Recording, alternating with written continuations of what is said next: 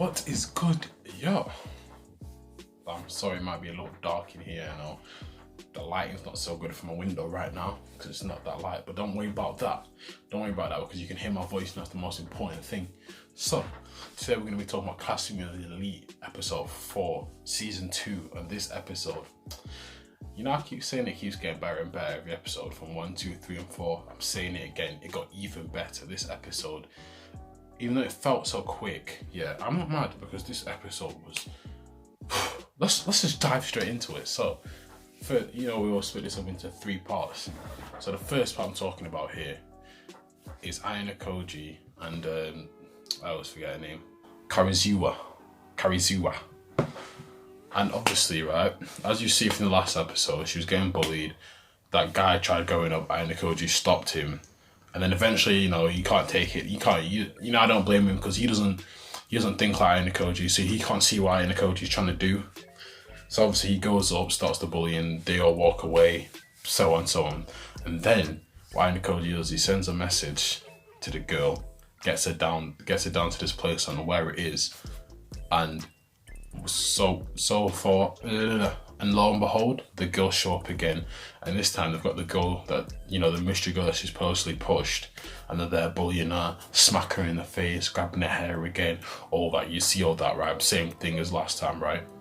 But the only thing with this time is AnimeK did it. You find out the reason AnimeK did it, and this is what I mean about him. He's always 10 steps ahead. Now, in my last video, the Shikamaru video, this is why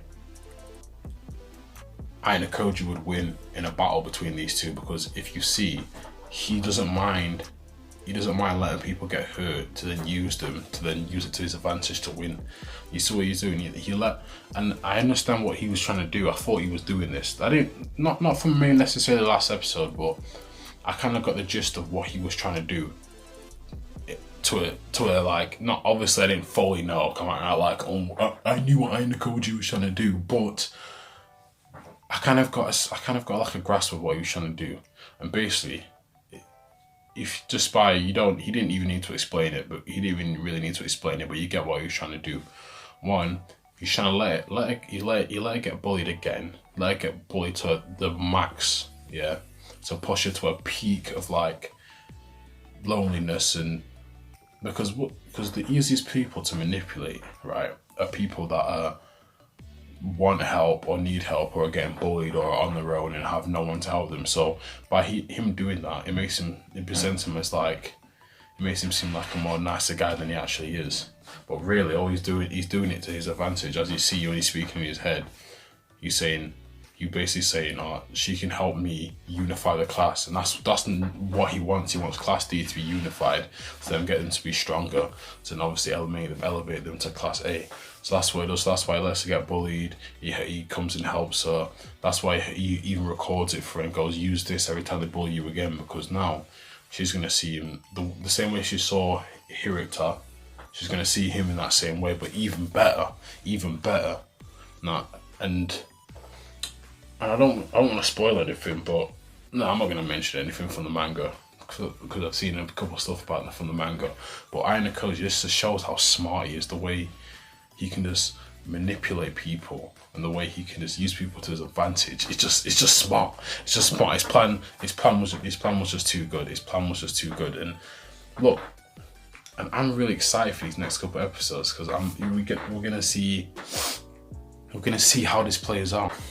But look, and one more thing I wanted to say about this is like, you get to see like a different side to AnimeK. He's a bit more aggressive with it. You see what I mean? Like, you see the way he grabs her, pins her to the wall. Yo, I'm liking this new side of AnimeK. And if you've read some of the manga or you've just heard YouTubers talk about it a lot, you know that you were gonna see a more ruthless side of AnimeK in season 2 more, because in season 1 he was more laid back, and I think in season 2 you do get to see a bit more of the more ruthless side of AnimeK. He pins her to the wall, tell her to obviously spread her legs and all that. But obviously he didn't do that in the sense of he really wanted her to do it. He just wanted to see how vulnerable and how easy it was to get to do something. And even and even smart enough, he finds the sword. She's got like cuts and bruises on her. So, you know, he's just a genius. He's just a genius, basically. And that first part of the episode, the first 10 minutes was just fire, just amazing. Love that. And I'd love to see what else AnimeK has in store, because moving on to the second part is obviously they were sat down at the table, and that girl, I forget her name, but the one with all the points in that, basically the one that's been leading the group most of the time, she basically comes and goes, look, well, she gets the guy to do it, but it's her plan. She goes, look, I've got a plan. How about we all show each other that we're not the VIP? So everyone show the phones to confirm that they're not the VIP. Now at first everyone's hesitating. Obviously they're gonna hesitate to do it, but eventually everyone cooperates. You know, everyone shows the phones. Bang, bang, bang. You know, bang. Show the phones not a VIP. AnimeK shows his phone. He's not a VIP. And then the other guy who was with AnimeK when that girl was getting bullied, he shows his phone, and he is the VIP. But this is all, as you see, it's all a part of AnimeK's plan. And I think again, this is why he's so smart. He thinks a couple steps ahead. He anticipated that they were gonna do this, and he thought a couple steps ahead. Now, obviously, that girl thinks she's outsmarting him by ringing his phone, and obviously, you see his phone rings, and they know that it's AnimeK and that guy switched phones. But what you don't realize is AnimeK, he thought 5 steps ahead, and that's what I like. He always thinks 5 steps ahead. What does he go do? He meets up with a teacher, buys what's it called? He buys, basically she shows him how to switch SIM cards. So that SIM card, that phone, that it's not even him. So he's not even the VIP. So that's what's smart as well, because he had a plan just in case he had a plan B just in case his plan A didn't work. And that's smart, and she doesn't even know. Now that he's been found out, he's like basically making that girl feel like she's smart because she's found out his plan A. So he's going, oh, you found me out, whatever. But what she doesn't know is he's got a plan B. So when they go to, if anyone goes to expose AnimeK, it's not even going to be him. So the class that does that will eventually lose points, whether it be class A, B, or C. And it just speaks to his smartness. Like, he's definitely a unique character, definitely one of the smartest characters I've seen personally, you know. Just how he's able to think so many steps ahead. You can't beat a guy like that unless you think like him, or unless you can think 10 steps ahead of him, which I don't think any of the real characters can do in the Class Sim Elite. Because he's so good at hiding his smartness as well. They don't expect it to be him.